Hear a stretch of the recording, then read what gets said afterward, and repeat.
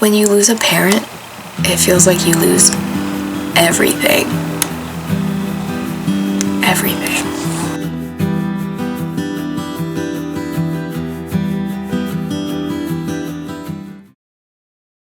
Excited, and then he started going around the sofa to see my dad, and then I guess he smelled the illness or something, and he literally, I kid you not, turned right around and went into the kitchen. And I was like my dad couldn't see me because I was behind him, like next to the sofa, like the dog just completely like. So I tried not to cry. I went in the kitchen, I was like, midnight, wait, wrong way. And so like I played it off like the dog was looking in the wrong direction. Midnight warmed up to my dad again. He figured out like, okay, well, I need to be here. So he would just lay next to the sofa every night, every day, didn't move. Then when the hospital bed came, my dad moved over to that. Midnight was still next to the hospital bed. And I think that was the beginning of the decline, like the rapid decline. So now we're in like week 2 and 3 in this hospital bed of my dad being home. And he's eating very little, drinking very little. He had stopped answering his phone because he couldn't read it. And that sucked because the very last time I called my dad was a Friday night to say that, hey, I'm on my way home. I'll be there soon.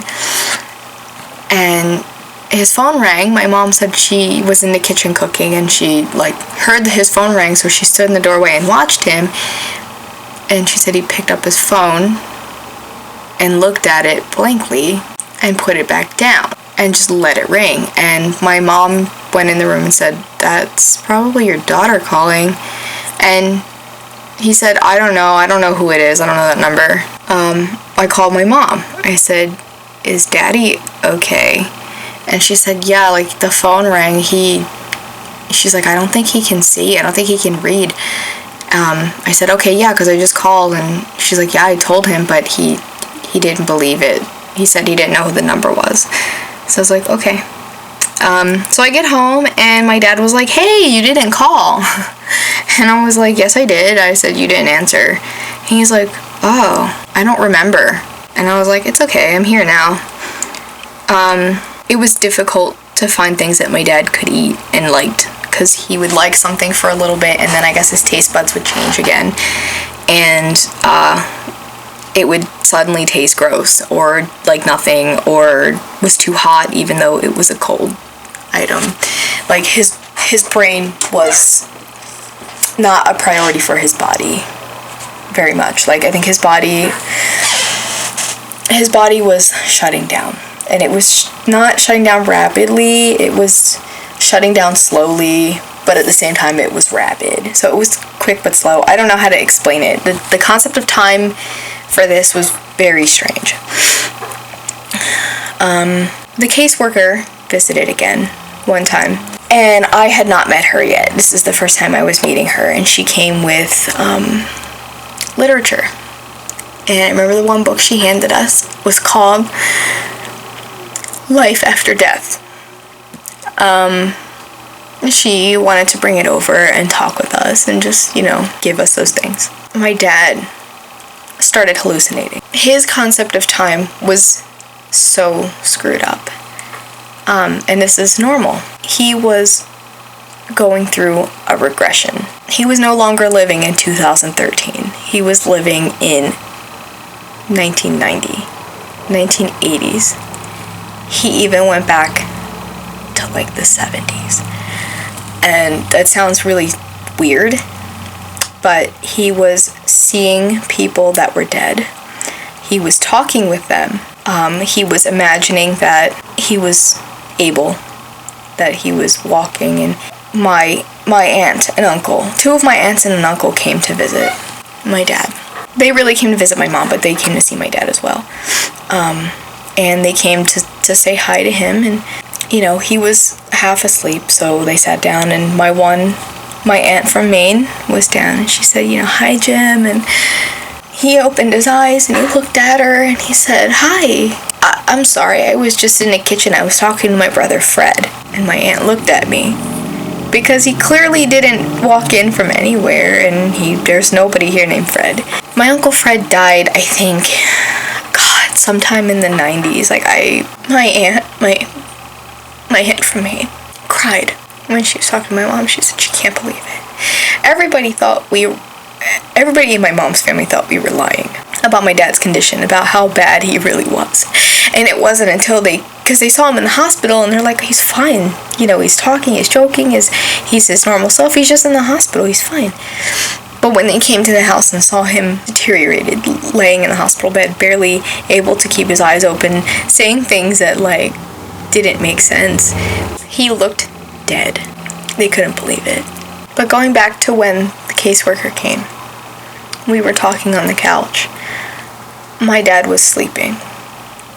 And then he woke up randomly, looked at me and said, "Would you like a donut?" And he held out a tray. There was no tray. There was no donuts. I don't know what he could see. I don't know what he was imagining. But he said, "Michelle, would you like a donut?" And without batting an eyelash, I said, "Yeah, I would love one." And I got up and I took a donut that wasn't there. And I sat down and I ate it in front of the caseworker.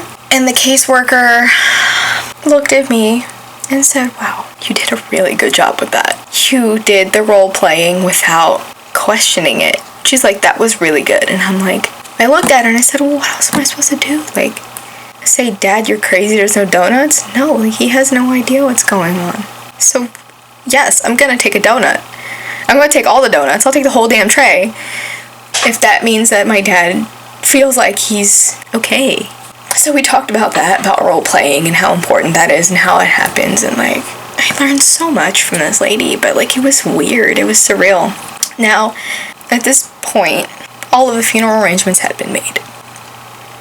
The funeral arrangements were made while my dad was still on the sofa. Secret trips to the funeral home. Like, we would have somebody come over and sit with my dad. And we would say, you know, like, "Daddy, like, we need to run out really quick. You know, so-and-so is here to sit with you." And, you know, it would be a friend's mom or a neighbor or somebody, so we could go. And I made trips to the funeral home myself. I remember one of my mom's friends went with us the very first time to the funeral home because we had no idea what we were doing.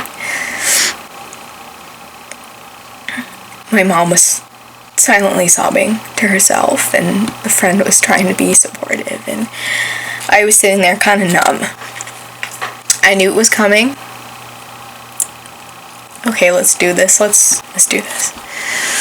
I lost it when we had to pick the prayer for the prayer cards. I believe I have the prayer card in here still. I have everybody's prayer cards in here. And when I say everybody, I mean everybody that every funeral I've gone to. We have this, it's kind of a cool medicine cabinet mirror. It has 3 doors. And so, I mean, it's one continuous cabinet, but it has 3 doors. So my mom has the left door, I have the middle door, my dad had the right door. And so we would section our stuff. So when you open the door, you would see only your stuff. And after we had the service, I took a prayer card and I stuck it in the middle. So whenever I opened the middle, I would see it.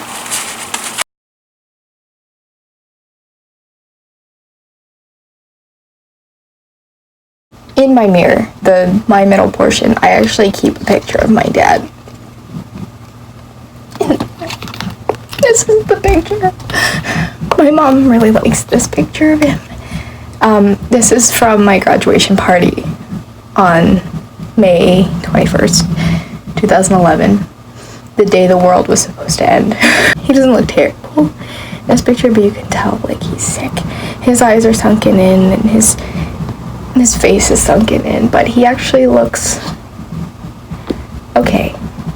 Now, this is the prayer card. This is a prayer card, and I forgot they had laminated, I think, like, one of each image. This is the image of Jesus. There's one, I believe, with Mary on it. My dad was religious. Growing up, he always said he was Christian, non-denomination, but when he was dying and his brain was doing what it was doing, he was telling people he was Episcopalian. So when we went to the funeral home as a group, my mom's friend, I found that I was voicing a lot of the decisions. You know, like, I tried to talk to my mom to ask her, because I want her to make the decisions. I mean, she spent she also spent 25 years of her life with this guy. I hear my friends, their parents are celebrating anniversaries that are like 30, 40 years. You know, other people, their parents are together like 60 years. It's amazing. It really is, it's amazing. But we got to the prayer cards, that's when I lost it, and I cried. Like, I cried through reading this. Because it was perfect. It was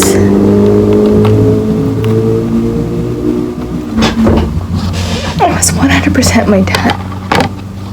And I just took my glasses off and I'm not gonna be able to read this. I'm such a toddler. I don't care that I'm using my shirt to like wipe everything. Okay.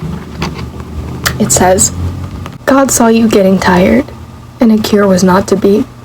He put his arms around you and whispered, come on with me. With terrible eyes, I watched you suffer and saw you fade away. Although I loved you dearly, I could not make you stay. A golden heart stopped beating. Hard-working hands at rest. God broke my heart to prove to me he only takes the best. I am lonesome here without you. I miss you more each day. My life doesn't seem the same since you went away. When days are sad and lonely, I hear you whisper, cheer up and carry on. Each time I see your picture, you seem to smile and say, don't cry, I'm in God's keeping, and we'll be together again someday. I love you and miss you more than all these words can say. So please, dear God, if you would, just walk with me today. And that's exactly how I read it at the funeral home. I cried immediately. I read the first, like, 2 sentences. And they laminated, like, one of each picture for us.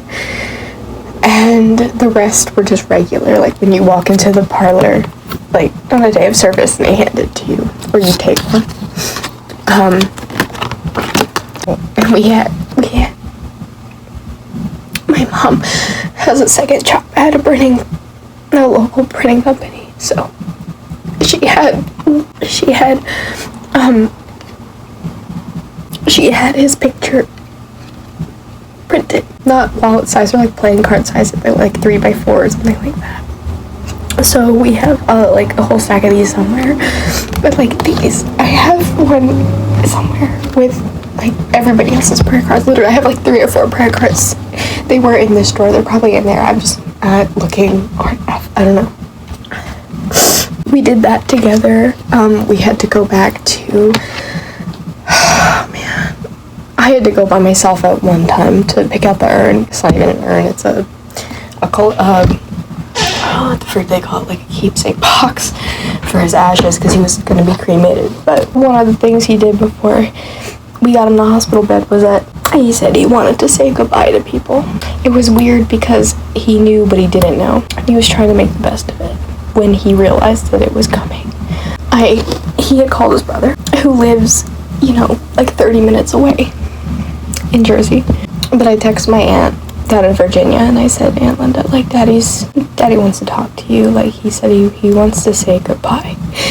Can I call you? And she said, yes, of course. And so I called her, and I handed the phone to my dad. I said, Daddy, it's your baby sister. And he opened up with hey, yeah, I just wanted to call and say, check it out, and wanted to talk to you one last time. And there was, like, we were watching TV, and, like, this is the way his brain, there was a segment on TV about Wayne Brady. I couldn't tell you what it was because I wasn't really listening. I just know it was about Wayne Brady. And because he was hearing this as well, I guess his brain was processing it differently. And so he tells my aunt that when he gets better, he and my mom, we're gonna go see a Wayne Brady movie. In the new Wayne Brady movie, it's in the theaters. And I laughed to myself. I'm like, that's hilarious. It's freaking gold. There's no Wayne Brady movie in the theaters. But it was just amazing the way the brain processed the information and how it came out. When they were done talking, they talked for maybe 15 minutes. My aunt texted me right away and said, thank you so much for letting me have one more conversation with him. She's like, I had no idea what he was talking about, but I really appreciated it. The week after that, yeah, he went in his hospital bed, and his responses got less and less. And so moving into week 4, you know, he had his good days, he had his bad days, and we were just like, what in the world? And every Tuesday, the nurse would come, not the aide, the nurse. I know I said the nurse came every day, but it was actually the aide that came every day. The nurse would come once a week. And we would ask her every Tuesday. Well, my mom would, because I wasn't there. My mom would ask every Tuesday, how much longer? We weren't rushing it. We just wanted to know how much time we had to spend with it. And it crushed me that my mom wouldn't let me come home every day. Week 5. I came home that weekend. My dad was in really bad shape. He wasn't talking much. He had stopped eating. He barely could drink water. We had a dropper, because if we flooded his mouth with water, he would choke. So we had a dropper that we would drop the water, or use capfuls of water and like try to put them on the side of his mouth so it would run down and like get caught in crevices so he wouldn't swallow it all at once and choke. But we had to keep his mouth hydrated. His skin started to mottle, and we were told, try to elevate different limbs, try to move him a little bit as much, but we couldn't touch him. Everything hurt. We had an oxygen tank just in case, and he had a point where he started screaming that he couldn't breathe. And we put the oxygen mask on him, and he said it made it worse. He couldn't breathe more. We didn't know what to do. We called the hospice, but the thing about hospice is that if you're having an emergency, like it fucking sucks, because they don't get back to you right away. It's a call. You call the hospice, and it's an operator that picks up. And then they take your message, they ask you your name and who's the patient and everything, and they take your information and they tell you, yeah, the nurse will call you within 15 minutes. And that's just the way it is. Because the nurse has more than one patient, and, she or he could be anywhere. So, luckily, he was fine. I don't know what happened, but he was fine. My dad's incision from the brain surgery had healed. We were talking one day, and he goes like this. This isn't my memories are scattered at this point, but this is a memory from when he was still on the sofa. But like one day, when he was still on the sofa, he said, he did something, and he touched it. He's like, what? Why is my head wet? And I was like, what do you mean your head's wet? And he's like, I don't know, it's wet. He's like, I just touched it and it's wet. And I'm like, what? And so I went and I looked, and now his hair had started to grow back, like to cover the incision. But oddly enough, the skin by his temple didn't heal correctly, and it opened up. I was like, that's strange. I was like, everything else is healed, like this is weird. So I went and got, some tissues, or I got gauze. I think I got gauze because it was a little more sanitary. And I went to wipe from the top, or how did I do it? From the top down for whatever reason. And when I put the slightest amount of pressure on it, I couldn't tell if it was pus or like what it was, but stuff started oozing out of the opening, and I was like, oh my god. And this was like, it's like 5 a.m. My dad and I were wide awake. And that was the other thing too, like, before my dad went in the hospital bed, or even when, like, the first week he was in the hospital bed, there was no such thing as a full night's sleep. It was like having a child, taking care of a child, because, the slightest noise or whatever, like, you would wake up and be like, hey, what do you need? Like, I'm here. So 5 a.m. I was up with my dad, we were watching TV, I got him coffee and everything, and I called the hospice and I said, my dad's incision is oozing even though it healed. And they were like, ew, that's weird. They're like, what color is it? And they were asking me questions about it, and they said, do you want us to send the nurse? And I said, I think that would be a good idea, because I'm not a medical professional. I don't know what this is. I was able to, like, squeeze it all out. I know it sounds gross. I'm very sorry. I was able to squeeze it all out. And eventually it closed up. Like, it was super weird. Stuff like that would happen when my dad was still able to talk to us while he was in the hospital bed. He goes, I need a cigarette. My dad was a smoker, but he was a closet smoker. It was the strangest thing. So, like, it wasn't strange. He did it because he didn't want to do it around me. Mostly as a kid. I mean, I found out as a kid. I have so many stories I could put in the story times, but, like, we knew he smoked, whatever. He smoked a lot, apparently. But, he wanted a cigarette, and my mom was like, oh no, like, I threw away his cigarettes. She's like, I didn't think he was gonna smoke anymore.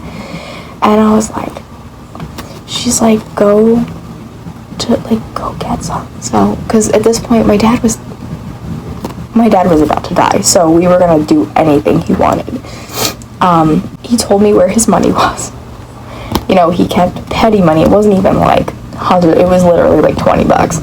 And so he would hide this petty money, and he told me where it was, and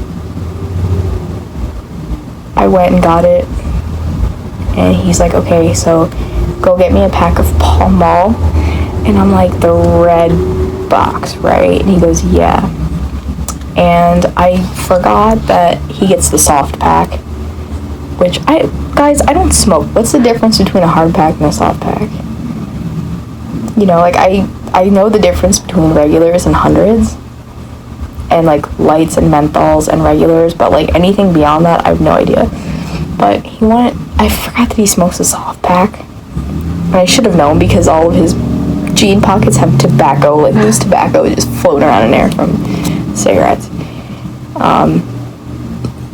So I ran across the street to the one-stop shop, and I ran in, and I said to the guy, I was like, look, I don't smoke. I need your help. And he's like, okay.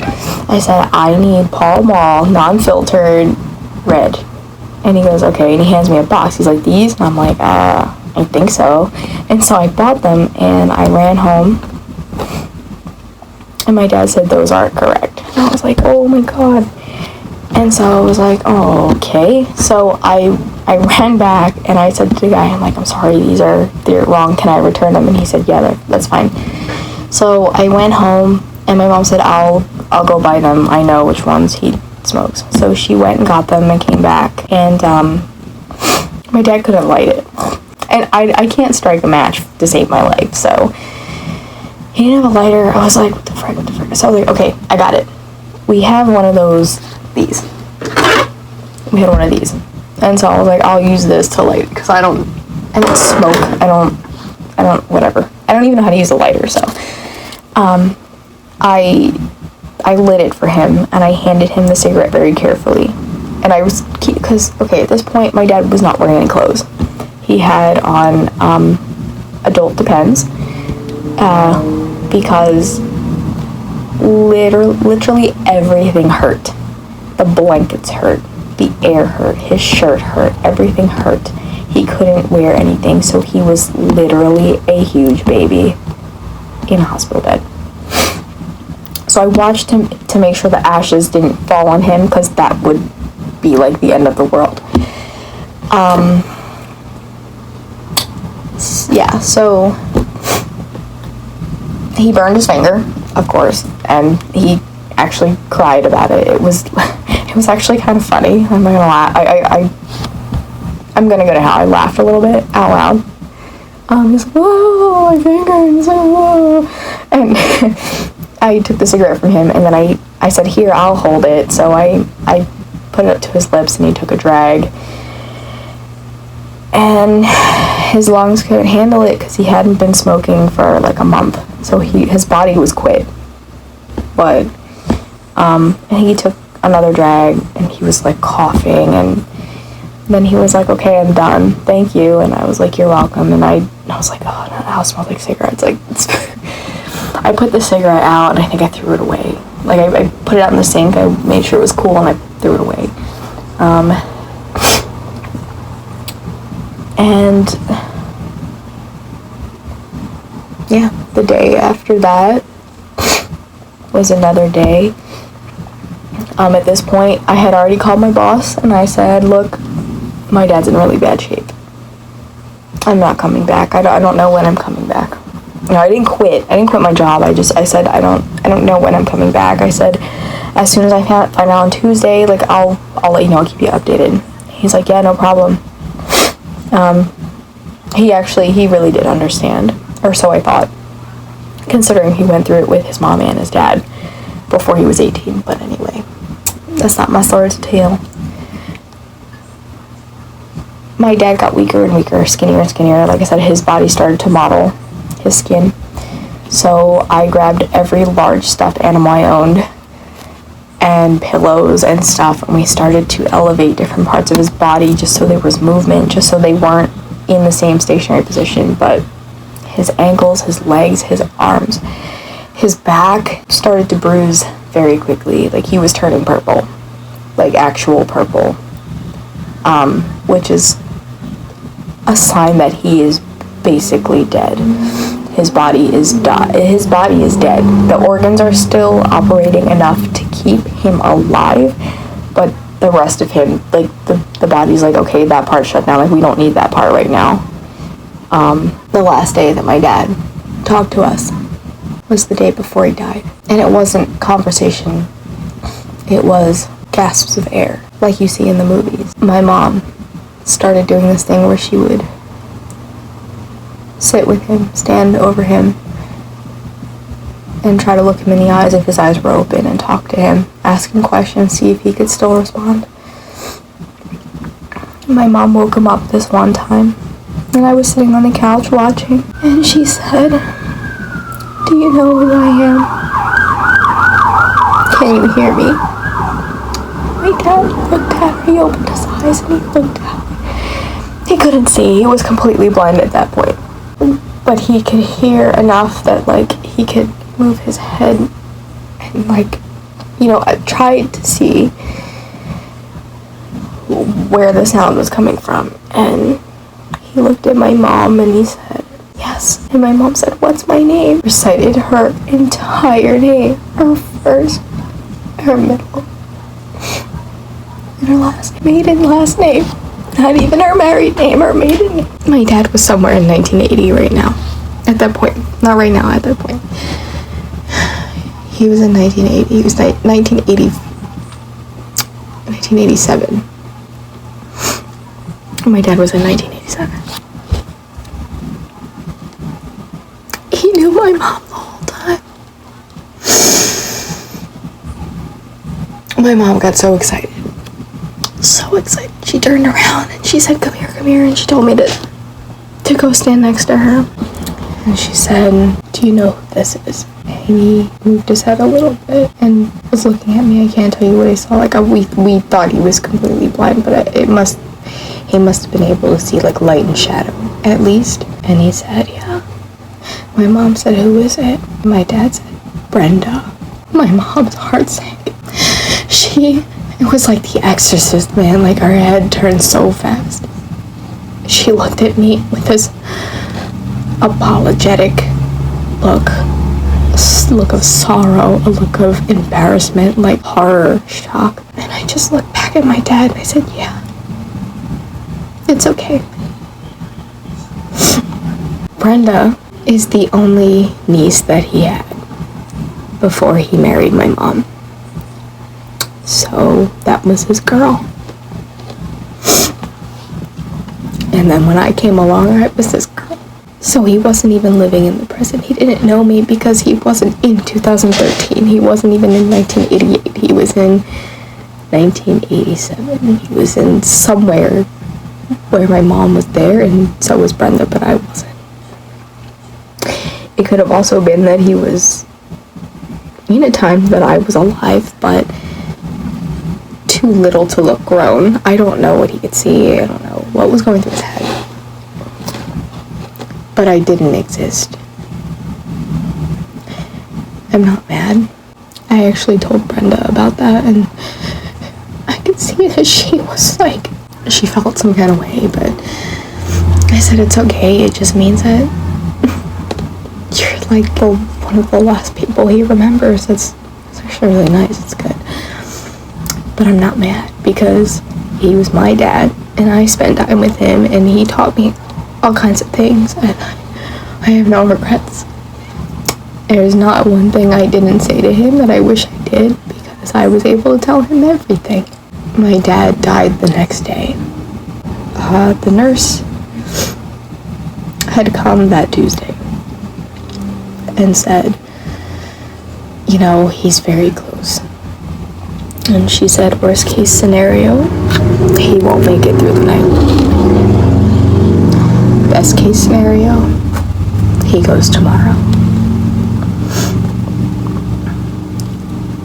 My mom and I woke up quite early the next morning, almost like in anticipation. And it sounds so bad when you say it, but like, to care for somebody for so long, it gets exhausting, you know, and you get tired. And it's not like you don't want them to go. That's not what I'm saying. You don't want them to go, but there needs to be a sense of relief, you know. There's a person who is suffering, and then there are people who need relief and they need closure, you know. It's when one person suffers, everybody suffers. But we also wanted to know how much time we had with him, so we woke up early. My mom said, he's still alive, like, why don't we drop off the mail? The nurse had told us the day before that sometimes people who are dying will hang on when they are aware of presence of loved ones, whether in the room or in the house. They will hang on until those people leave, because they don't want them to see them depart. We got in the car and drove to the mailbox, and I live in a small town. The mailbox is like, you can walk to the mailbox in 10 minutes, you can drive to the mailbox in 2. Like, it's very close. We took the long way home. Like I said, it's a small town, like there's no long way home unless you drive through all the back streets. My mom said, let's go in and check on him. So we get home, you know, we drove slow, took as many back roads as possible. We get home, and my dad's still breathing. So we're like, okay, you know, because we had this in our minds that, it sounds so awful when you talk about death like this, we were expecting him to be gone. We thought maybe he was hanging on, like the nurse said people do.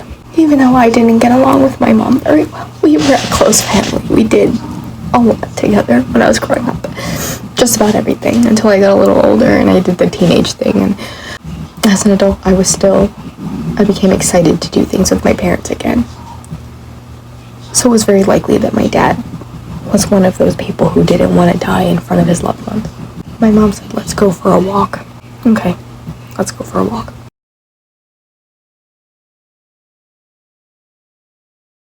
I stand up to go put my shoes on. Something looked off about my dad. I mean, other than everything else.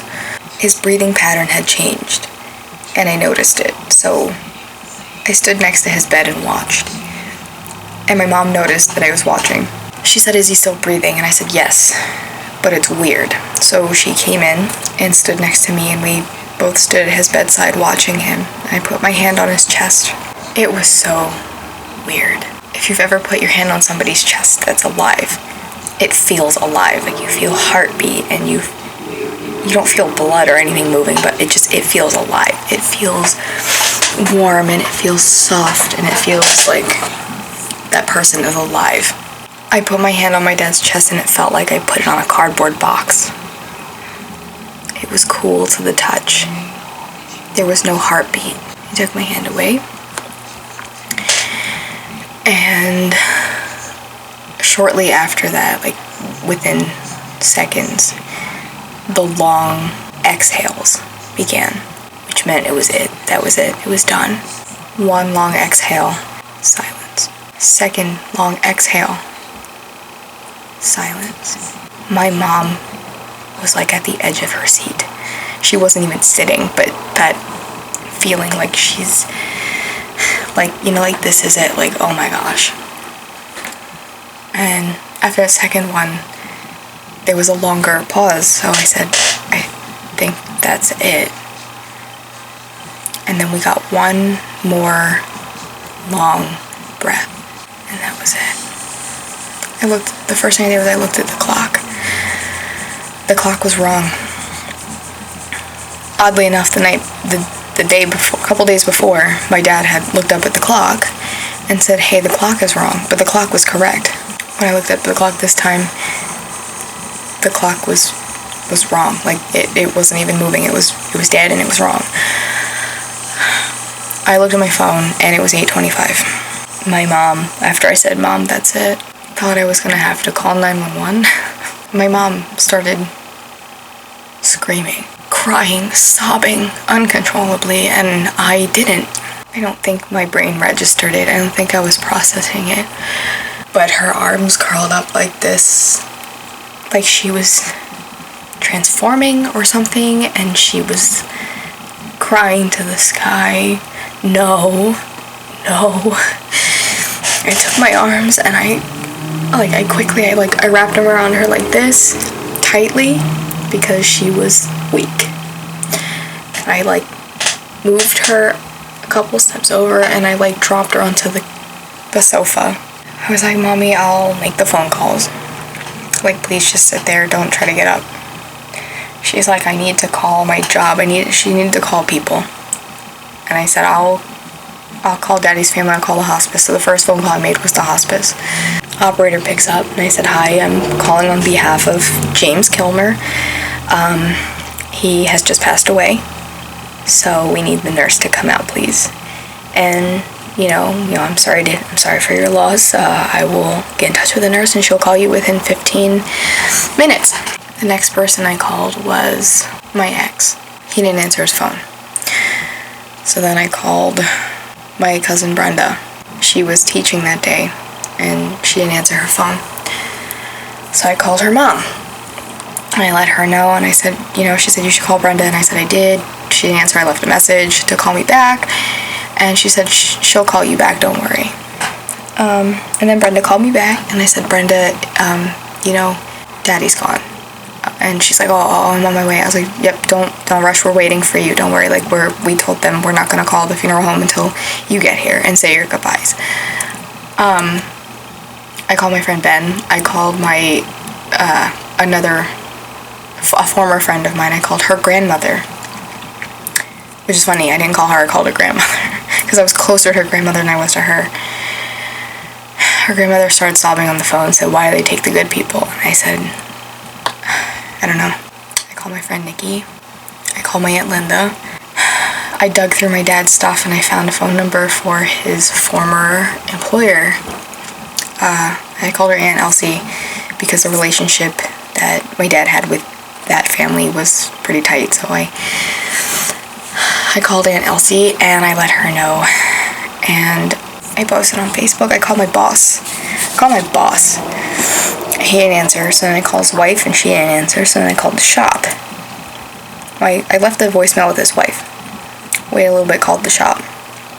He answered, and I said, hey, Jack, it's me.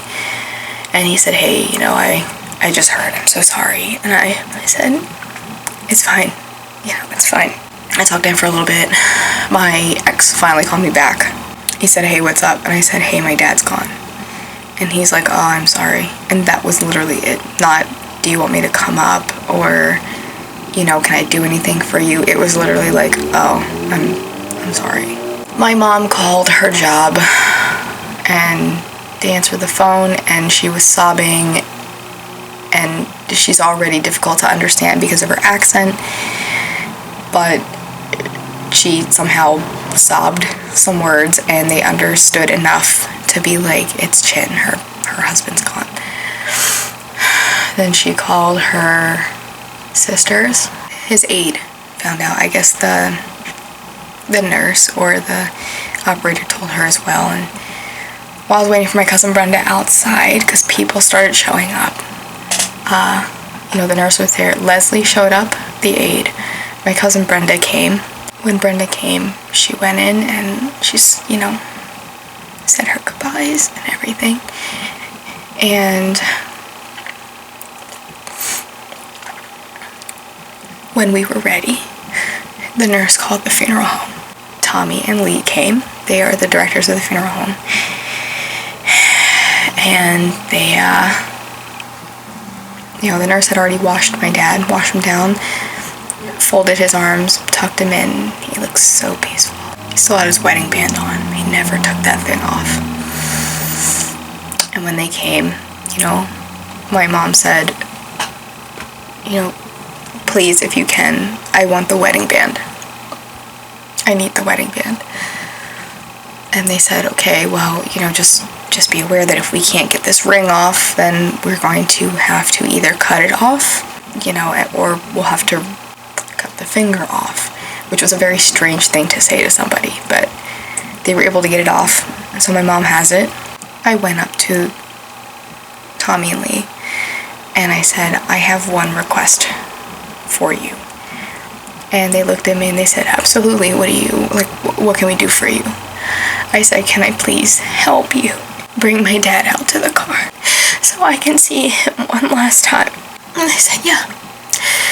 So they removed the blankets. They undid what the nurse did, more or less. And they had this black, I don't know what they call it.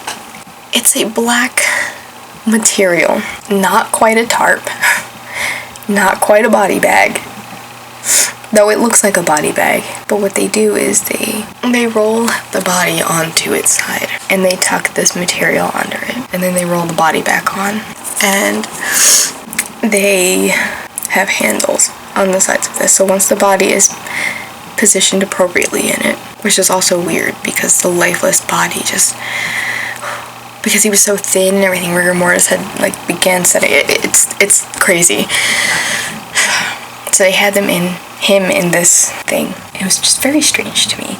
My mom didn't follow me out. I thought she would, but I think my cousin Brenda walked out with me, and Tommy and Lee.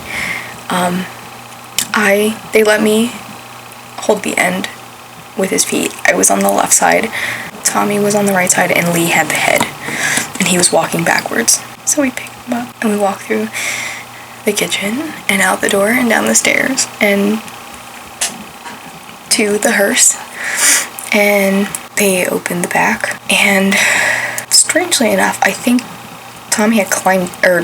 Lee had climbed in with the body because of the way he was holding it to be able to lay him down. And they laid him down in the back, and it's actually pretty morbid. There's nothing there in the back. It's literally just they put the body there, and the body is kind of freely in the back, which is it's morbid. I'm sorry. He climbed out. They shut the door. They said, if you need anything between now and Saturday, because when we called, we decided it would be Saturday, the service. He said, if you need anything between now and Saturday, please give us a call, and we will, we'll accommodate.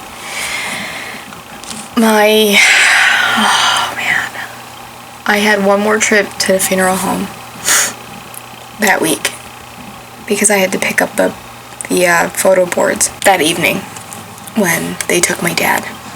The bed was empty, and I looked at it, and it looked funny. It looked out of place. The sheets were wrinkled where somebody once laid, and so I went over to that bed. I climbed in it, and I laid there. My friend Nikki got in touch with me, and she said, do you want me to make you a slideshow? And I said, yes, please. I had no internet, though.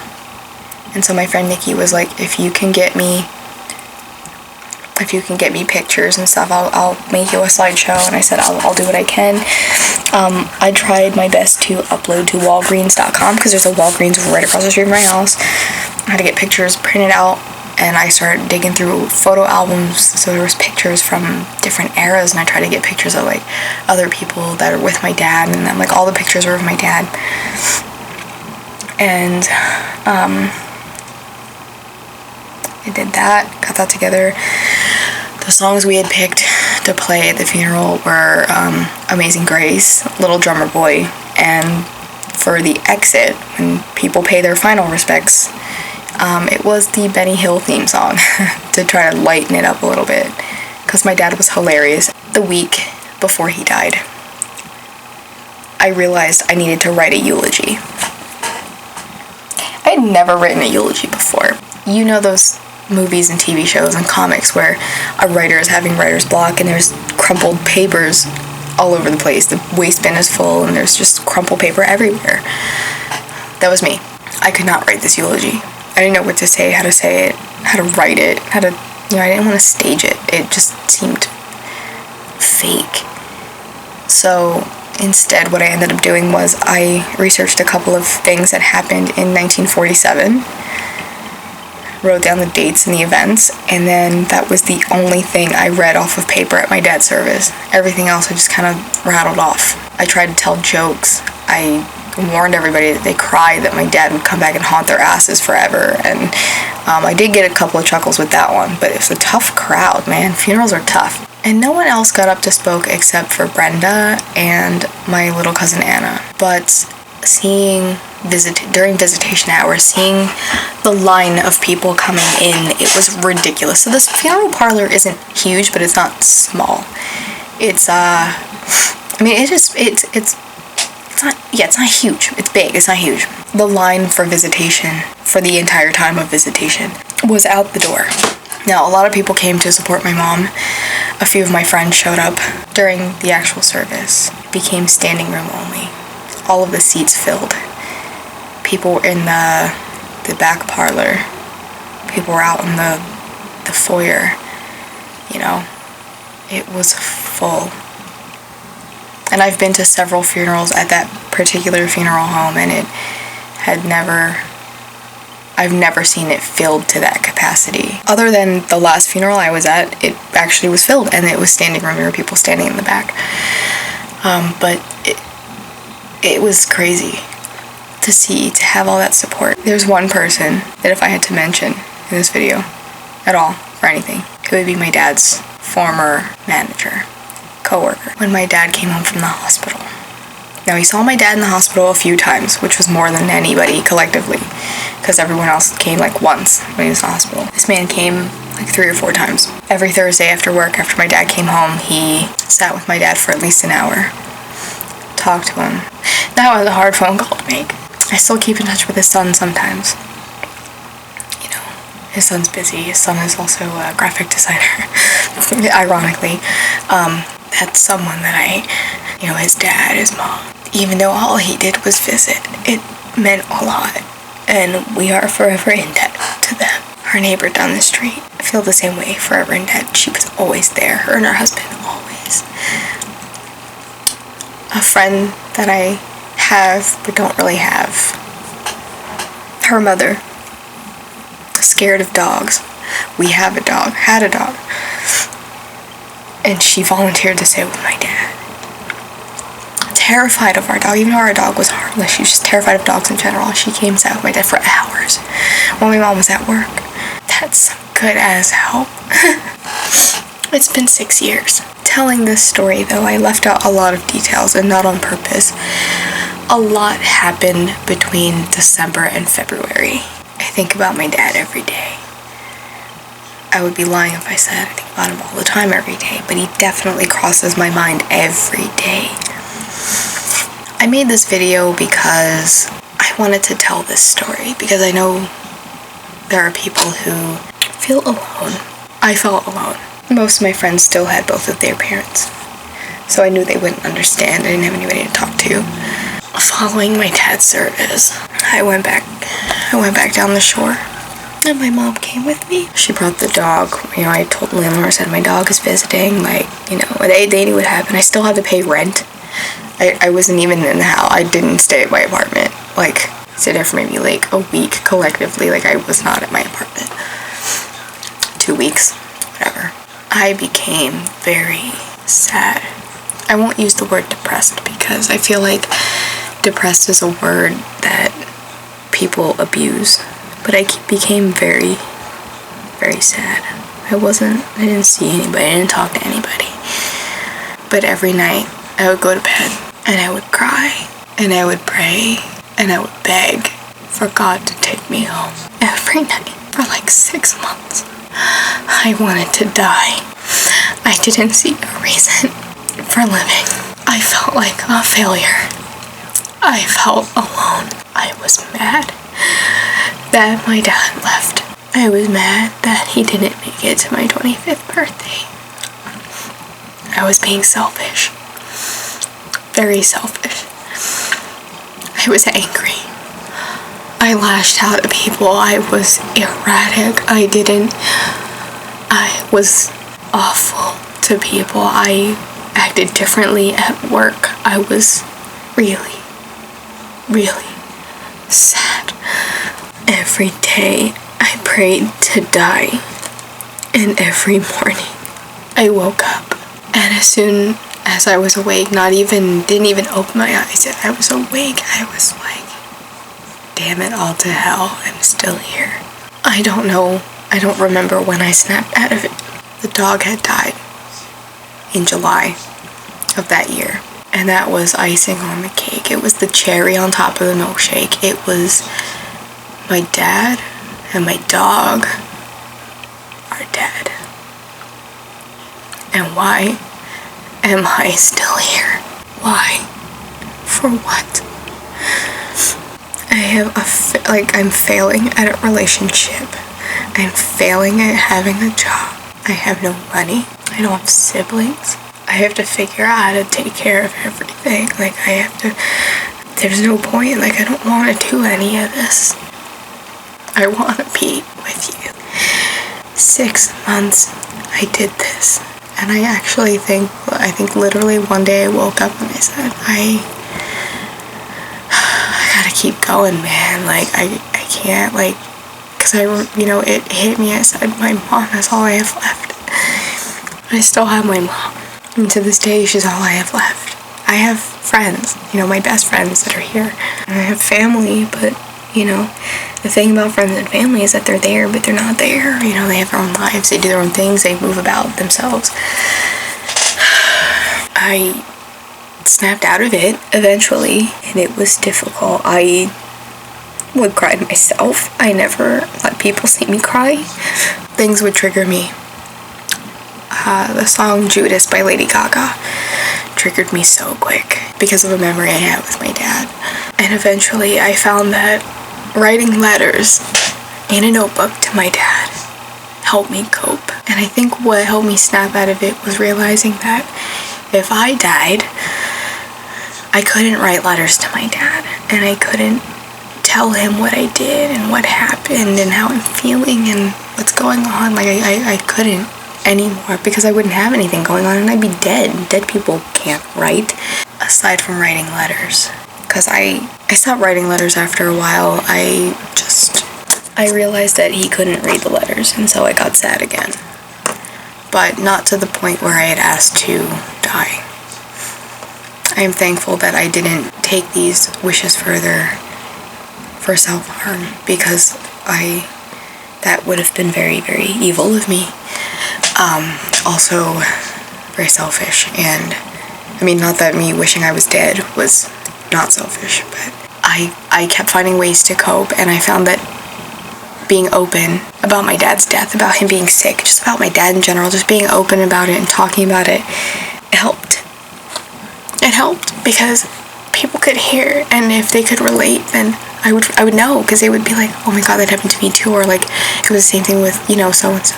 I've had people tell me they admire me for being so open about it. They don't know how they would handle it, and it's just nice to know that there's somebody that they could talk to, if it happens. I just think that being open and talking about it and telling my story, our story, it'll help people. I don't know how to end this video. My story is scattered, and I know that, and I'm gonna try to fix that in editing, and if I didn't fix it, then I'm sorry. I'm gonna end it here.